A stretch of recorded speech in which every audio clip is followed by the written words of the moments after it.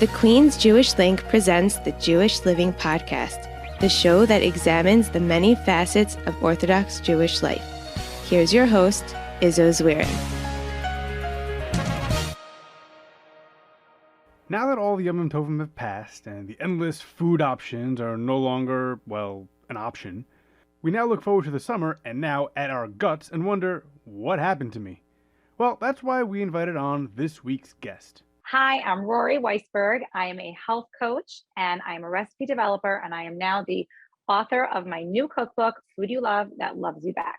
Rorie will be explaining her own kitchen theories, how you can practically apply them to your life, and her journey to cookbook writer.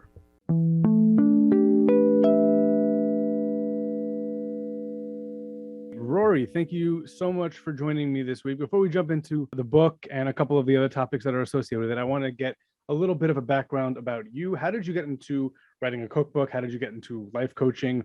Or health coaching? How did that come about? Great. I love that question. It's been an amazing journey. And I keep saying that this book is so much more than a cookbook for me. It's really the celebration of a journey and just this process that I've been on. So I never thought that I was going to be a health coach, and I surely never thought I was going to write a book. About 12 years ago, I had my youngest child, and I developed a condition called postpartum thyroiditis. It's very common. Women get it very often after pregnancy. And it's a condition where the thyroid jumps from underactive to overactive. And in many cases, it just resolves itself and goes away. And in other cases, it will land in either overactive or underactive. It's very difficult and invasive to treat underactive. Overactive is easier to treat with medication. And that's the more common way that it would resolve itself. That's what the doctors told me. And they said, just, there's not much we can do. Wait it out. It's annoying, but that's basically what's going to happen, one or the other. After 5 years, nothing changed. It did not stop jumping. And the effects that was having on my body was very difficult. It was multiple symptoms because the thyroid has so much to do with so many functions in the body. And I was feeling really miserable. And after 5 years of all this jumping and not being able to really treat it, I ended up doing a lot of research on Dr. Google, and I kept seeing over and over again the autoimmune protocol, eating for autoimmune disease, because thyroiditis is a form of autoimmune disease. Long story short, I ended up finding a medical doctor who was very open-minded, and he looked at my numbers and realized that when I was in underactive, my numbers were very low, but when I was in overactive symptoms, my numbers really weren't no one would treat those kind of numbers. And he really encouraged me to try this lifestyle change. And it was so refreshing to hear that from a medical doctor. I had gone to some alternative doctors and homeopathic people, and it just felt like too extreme in certain respects. And it was just so nice to really hear that from a medical person. And that really gave me the push to go and do it. And it was super hard. And I think that's why I wanted to share this with the world, is because I felt so incredibly lost. You're taking away all my grains and dairy and gluten and sugar, and what am I going to eat? And it was very difficult. But I really wanted to see if it would help. Thank God, within, I would say 3 to 4 weeks, I already started seeing dramatic changes. And by 2 months, I really was things were reversing and I felt so much better. At that point, I decided I had to learn more. I went to get certified. I went to this Institute of Integrative Nutrition and started studying functional medicine and integrative nutrition. And the more I learned, the more I implemented, because then I started realizing it wasn't just food changes and diet changes. It was also change in sleep and stress management and the right type of movement, smarter, not harder, and really making all these changes and seeing such great results. I was blown away, and I decided I wanted to do something with this. I just wasn't sure what. At the same time, as I was getting more and more committed to this, it was getting really boring to eat grilled chicken and spaghetti squash and vegetable soup and the same old foods all the time. And I was really starting to miss muffins and ice cream and good food. And I started just playing in my kitchen. I definitely learned from social media bloggers and Against All Grain and some other paleo, because that's kind of how I started, food bloggers, ingredients and cooking methods, but it was totally not how I ate as a Jewish Orthodox woman. And it was surely not how my family wanted to eat. I remember seeing a recipe for like asparagus and salmon, and I was like, okay, that's like the appetizer. Now what? you know? Um, and that became my quest. My quest became to find a way that I could cook one dinner and cook a normal Shabbos meal that my family would love, that I didn't have to make myself different versions of everything. And also, as I was learning more, I wanted to feed my family healthier. And it was a long process, but one recipe after the other, I started building a really great, foundation. I was very passionate about figuring out how to make really good gluten-free bread. And that's how it really started. And it's a whole amazing story on how my line of baking essentials and bread mixes came to be. And through coaching and working with other people, I started seeing that just because certain breads, let's say, worked for me, or certain recipes worked for my body, other people, especially people with metabolic issues, needed different foods. And I wanted to try to not only create things that worked for me, but worked for my clients, because people are really very unique and different. So it just kept growing. And I just wanted to share this, thank God, this just creative outlet that God gave me to be able to create these recipes. And so that's really how it all began. It really fell in my lap. That's phenomenal. It's a phenomenal story to how you get there. Now, I want to get into the book itself and your methods, but before we get into those things, one of the biggest issues that people have when coming across a new sort of a new sort of way of looking at food, a new outlook on it, is how much is this going to cost me? So kosher food already is quite expensive. Yeah. Do the recipes that you and the methods that you are professing, do they take cost into account? I mean, being Jewish isn't cheap, being from isn't cheap. I'm just No. curious how Yeah. cost prohibitive are something like this, not necessarily the book itself, but like Mhm. the ingredients that I'm going to need that come out of the book. Right. So unfortunately, I wish I could say otherwise, but better quality food ingredients are more expensive. And the main reason is because the refined ingredients are cheaper. So let's say oil, for example, that's something I'm a really big component of, using better quality oils. If you're cooking the same exact recipes that you're cooking now, just by swapping your oils from refined oils to unrefined oils, you've just improved the dish health profile like 50%, if not more. So yes, it's true that for a big, 2 gallon, whatever thing of canola oil, you're going to pay, I don't know, $5, $6, $8. Whereas for that same amount of olive oil, you could be paying 5 times that amount.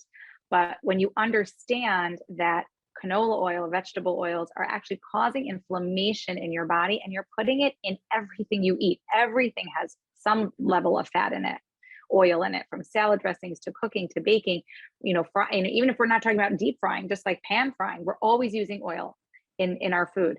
And so if we're eating an oil that's refined, we're constantly creating inflammation. So yes, better quality ingredients at this time. I'm hoping that in time, the more the demand will be, I think that will start to shift. But there is a way to still make certain parts of it more affordable. Vegetables, you can buy them in cheaper places. You can go to farmers markets. There's definitely ways of doing that. You can buy more fresh, less frozen. And I found that when I started cooking healthier, I wasn't buying all the prepared frozen things. So I do think it balances out somewhat. But yeah, I mean, it's definitely more expensive to buy almond flour than white flour. And it's more expensive to buy raw honey than it is to buy white sugar. The other area that people are going to be concerned about when they're taking on new dietary things are the time. How long is the average recipe that you're giving out? How long does it take to prepare these meals? Okay, great question. So the time it takes to make my chicken versus duck sauce chicken, let's say, or it takes the same amount of time to cook it, basically. If you have the right ingredients in the house, I don't think making meals takes any longer. I don't think it takes me longer to make Shabbos than it takes anyone else. Where the difference is that I'm going to make my own homemade mayo or my own homemade dips as opposed to buying them from the store, because I want to be able to have control of the oils that I use. Or I'm going to make my own homemade desserts rather than buying rugelach. So I feel that the dishes itself don't take longer to make. My grain-free, brownies, let's say, that are made with, dates and nut butters and, cocoa and whatever, it doesn't take longer to make it. I just make more things that maybe other people are going to fill in with takeout and, things from the bakery. I think that's where it gets to be more work. Right. But you don't have to swallow it all whole. That's the other thing. You can still get some takeout and supplement and just improve some of the food you make by making healthier choices. You don't have to just, do the whole thing all at once, for sure not. This is more of a question, more of a personal one that would affect me and I'm sure others, but less so these days.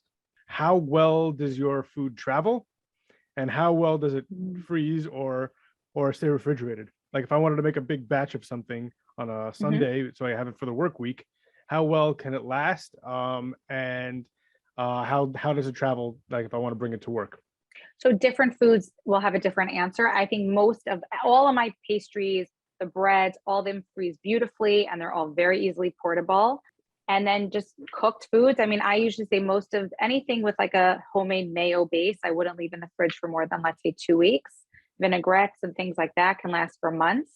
Any like chicken or side dish or fish, anything like that. I mean, fish I don't usually personally keep for longer than 3 days, but I mean, you can prep a ton of food in the beginning of the week and it could really last you for sure for 5 days. Okay. Phenomenal. And then in terms of traveling, so I have cooler backpacks. I don't mean cool like they're cooler than yours, but like a cooler backpack and a cooler, bag. And I have ice packs, and I do a lot of taking food out with me. I mean, just today I knew I was going to be out all day, and I packed along lunch and I took it in my cooler backpack with my ice packs.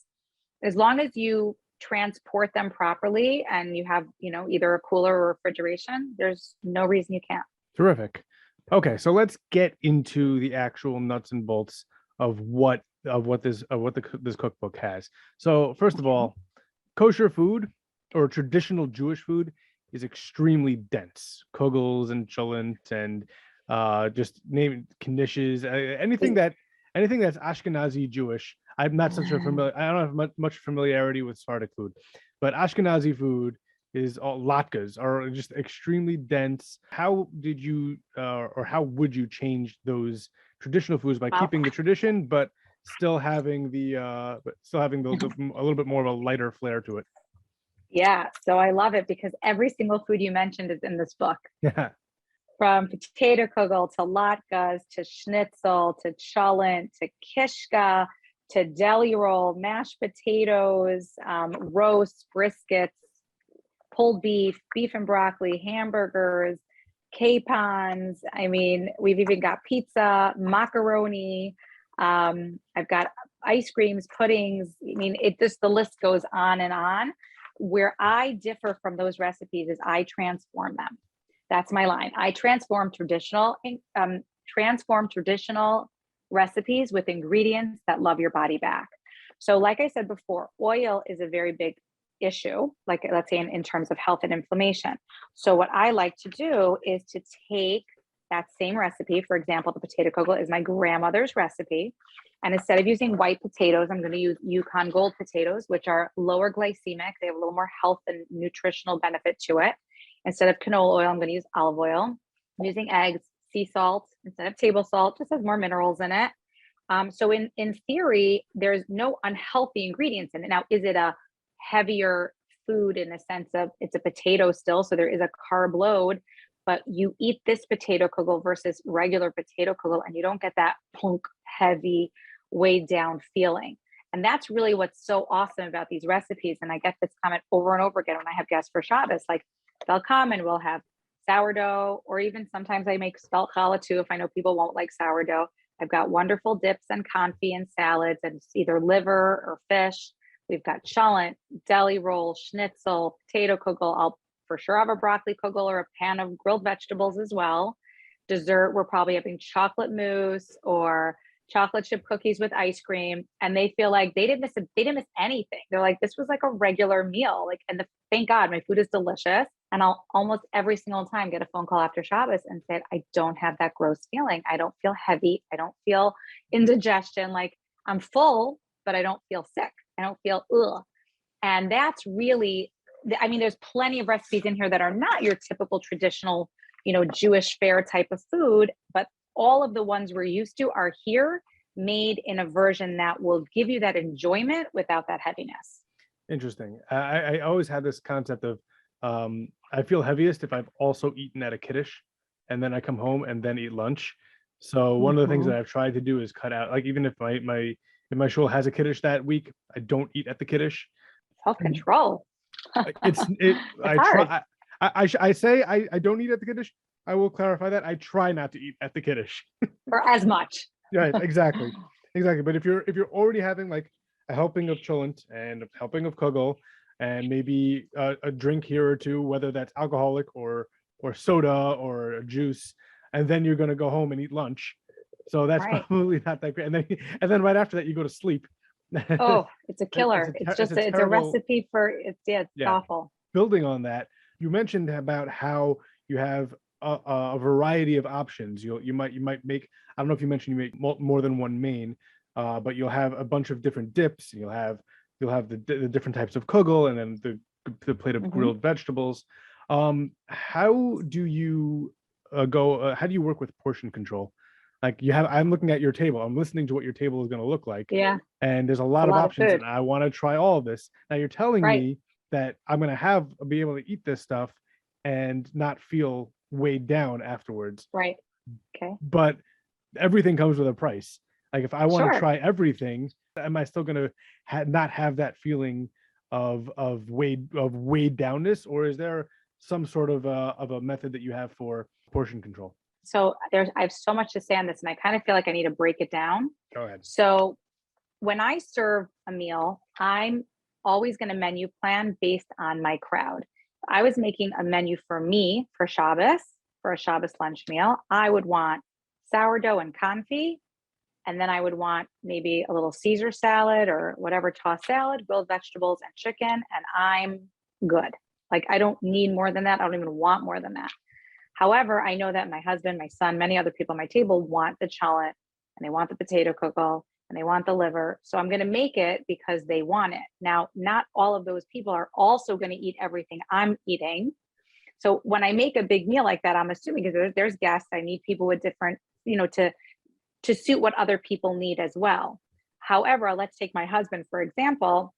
My husband is someone who likes all of it. He loves healthy food. He loves the salads. He loves, the grilled vegetables and all that good stuff. And he also loves the chalents, and he also loves the kugel and all those other things. So what he does is he just has, like you said, a little. Like he'll have a little of everything. Like when it comes to the challah, or I make sourdough, he'll have one slice, or even one half of a slice, like a kazayas, like not just going at it. When he'll have the first course, it'll be like a little bit of liver and a little salad, and then and maybe one or two of the dips, and taste them and put it in that one piece of challah. You don't get overly stuffed. And then let's say even have it on his plate, a little scoop of challah, a piece of potato kugel, piece of schnitzel, and half a piece of potato kugel, or a quarter piece, because you want to taste it. So for people that want to try a little bit of everything, great, try a little bit of everything. But I menu plan for knowing that different people are going to want different things. Like one of my children does not like vegetables. He's like, the green stuff. So I know for him, for Shabbos to feel like Shabbos, like I don't really need to serve potato kugel Shabbos lunch. No one would miss it in my house, but he would. So I'll have it on my table, because I want everyone to feel satisfied and that they walked away having like what they like for Shabbos. That's just me. That's how I like to serve. But what I want to answer, there was another part of your question about portion control. So that's about like serving and why I serve the way I do and giving people choices. And I think also as a consumer, going into a meal, whether it's a meal at your own home, or you're a guest at someone's house, or you're being served at your mother or wife's table, to look at the food. And there was a book, a kid's book, I don't remember the name, but it was like, I remember this line. It was this little boy, and he was at a kiddush, and he goes, "There's so many goodies and treats. I want to taste everything." And the line at the end said, "I chose the treats I liked the best and left the others all the rest." And I guess I know why that line stayed in my head, because I think I must tell that to myself sometimes. It's like, you don't have to have everything right now. And I think when you know that you can eat when you're hungry, you can stop when you're full. So one of the things that I teach in my coaching, and really comes through in this book, is number one, understanding how to build a meal for satiation through balancing your macronutrients. And all of my meals that I serve incorporate that balance. But also I teach, not so much in the book, but when I work with clients, I talk about learning to listen to your body's cues. It's a whole loaded topic, but when you really start to become mindful and eat when you're hungry and start to listen to what your body's telling you and really stop when you're satisfied, not stuffed, you can taste the food, you can enjoy it. Did you know that after the third bite of something, your taste buds actually don't taste them anymore? It's interesting. I literally had a little ice cream on Sunday this Mm-hmm. week, and I said to my wife that there is nothing that tastes like, there's no part of an ice cream that tastes better than that first lick. Right Right. after that, like it hits you, you're like, that's amazing. You have it again. It's not even a law of diminishing returns. It's the second one and the third and fourth and the fifth. They all taste the same, but none of them are going to be as good as that first one. Right. And actually there's really scientific studies that say that your taste buds are more like remembering the taste. It's not even your tongue doesn't keep tasting it over and over. And again, we don't only eat because of taste. We eat because we love the hand to mouth sensation, and we love that grounded feeling of like plunk food falling in our stomachs and landing there. We like the whole experience, and it's very pleasurable. But when we all, it's really looking at, okay, but I know that if I overeat, I'm not going to feel good in an hour, and looking at my long-term results. So it's a combination of learning how to eat quality foods that are going to make you physically feel good, learning how to balance your macronutrients to really truly feel satisfied physically. And then it's learning how to listen to your body's cues and respect when your body says, thank you, I've had enough. And one of the things that I think helps people is that when you tell yourself, whenever you're hungry again, I'll feed you. So we're going to stop now because I feel satisfied. But if you're hungry in an hour and 2 hours and 3 hours, no problem. I'll feed you again. You can even have the rest of this food. I'll save a plate for you. You can have it later. So when you don't feel like, oh, if I don't have it now, that's it, it's over. And you also, once you start to feel how good it feels to feel satisfied, not stuffed, you start to want that feeling a lot. It's also nice that your stomach can't really answer you back. It's more of a one-sided conversation there. I wanted to talk a little bit. You mentioned it briefly, but on a more personal note, I have a very picky eater for a daughter, and when I say very, I mean like doesn't eat anything. Mhm. So what do you have for those picky eaters that maybe they have their like one thing that they eat all the time, that they might enjoy in your, like, if you're gonna say, listen, you have that one person that doesn't eat anything, what's my go-to? So you're talking about food though, not like desserty type of thing. No, I food. think yeah. So I think my schnitzel is a real winner for kids. It's really delicious and it's really healthy. I'll tell you, I also have a super, super picky eater, and I'm just like flipping through. I'll tell you the things he loves. He loves the potato kugel. He loves my latkes. Even my Japanese sweet potato chips. A lot of picky eaters will eat if you peel them. As soon as they see the peel, they're out. I have different mashes. I even have a mashed potatoes that you sneak in some yellow squash. They don't know it's there. Like I said, the schnitzels for sure. There's hamburgers. There's meat bolognese. I would say any of the meats, like the sticky, the what's it called, the pulled beef. Everyone loves my chalent, so I've never met a kid who didn't like it. The meatballs, like I said, the roasts, all of those things, like they're really good. Like they don't scream healthy at all. Like you really, if I didn't tell you, you wouldn't know.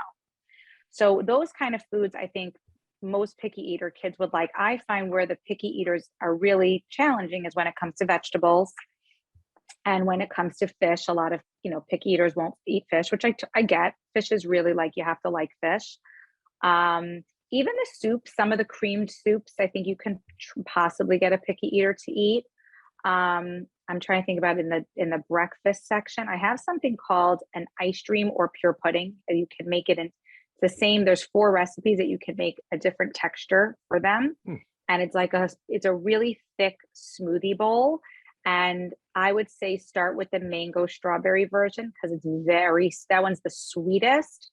And my pickier eaters, even like my nephews and my brother and sister-in-law came over for Sukkot, and I made it for them, toward the end of like after Yontif, and my sister-in-law was like going crazy. She's like, I cannot believe my boys are eating this. Like, this is crazy. And it's like, and you know what's in it? You don't never make it in front of your children. Though. That's like the rule. There's mango, strawberries, avocado, and nut butter, and they like it. So yeah, I mean, and just in terms of picky eaters, in my experience, you can't force a picky eater to eat anything. Like I said, I have 4 kids, Baruch Hashem, and 3 love all my food. Like they like everything. I don't think there's like, they're really, I mean, some of them have their favorites or the things that are not their favorite, but they really love everything. And they love vegetables, and it's great. And then I have one who's just like chicken nuggets. on Pesach, he's like, the hardest part for him of the Seder is having to eat the maror because we do lettuce. He's like, I'll rather eat the maror plain. We're like, you physically can't do it. And he like cringes, like he's like, oh, this is, for him, it's really bitter. Well, then it's working. It's working, right? I said, he's like the only one. Exactly. But so with him, I just don't push it. Like, I will always make sure there's something on the table that he will eat. When I menu plan, which is always challenging, he might just eat the protein. But I buy him things and I make him things that I don't necessarily eat or other people wouldn't opt as their first choice, because I want him to feel comfortable in his home, and I don't want it to be a struggle and a battle. It's just not a battle I'm going to win. All right. So before I let you plug where people could find your cookbook, is there anything else that we didn't cover that you think that it's important that we look at? I really just want to let people know that, it's a process, and you don't have to swallow it whole, and I always say the biggest gauge is stress, because if you're taking on a health change and it's really stressing you out, whatever cortisol your body is pumping is just totally overriding any health benefits that you would otherwise gain. And I would really just, say make small changes. It's not so much about what you take out, it's what you put in. So, if you know that your family has certain foods that they really love, leave them there. Incorporate something new, add a new vegetable side dish to your Shabbos menu, or, make an additional dessert that's healthier. And also, don't like announce it at the table. Like if you walk to the table, I said this on someone was talking to someone the other day, and I'm like, you walk to your table and say, oh, here's cauliflower farfel. It's made with cauliflower and mushrooms and onions, and taste it. It's good. Like, no one's going to want to taste it. If you just put it on the table, like everything else, and just don't draw attention to it, very likely people will try it and just say, oh, this is good. What's that? I'm like, oh, it's a new farfel like thing that I made. Oh, great. So I think like less is more in terms of like explaining, what you're doing that's different. And I wouldn't do a big, overhaul, for sure not on your family. And even for yourself, it's very overwhelming to make change with our cooking and with our meal planning. So go slow. There's no, slow and steady wins the race. All right. Terrific. So as promised, where can people find your cookbook? And are you guys on any social media platforms, or do you have a website? Thank you. Yes. So Full and Free is my tag on Instagram. I try to share a lot of health information there. We do all different types of, concepts about sleep and hydration and attunement. That's the whole part about mindfulness. I share recipes there and lots of health information. I have a website, fullandfree.com, and there you can actually buy and learn about my bread mixes. I have 4 bread mixes, 3 are gluten-free and 1 is spelt. I teach people on my website for free how to make spelt sourdough and gluten-free sourdough. I have demos showing you how to make all my bread mixes. I have other baking essentials that come with free recipes on my website. And then there's also a page on my website all about my new book, Food You Love, That Loves You Back. And it's available both at artscroll.com, Amazon, and in all Jewish bookstores that sell Artscroll books across the US and abroad. Terrific. Rorie, thank you so much for joining me this week. I really appreciate it. And hopefully this does well, and we have you on for the rest of the second book. Thank you. And I hope that this message and these recipes will show people you really can have the regular foods you're used to and feel good. It's like a new movement, and hopefully it's going to really catch on. I hope it will. Absolutely terrific. Thank you so much. Thank you. Have a great night.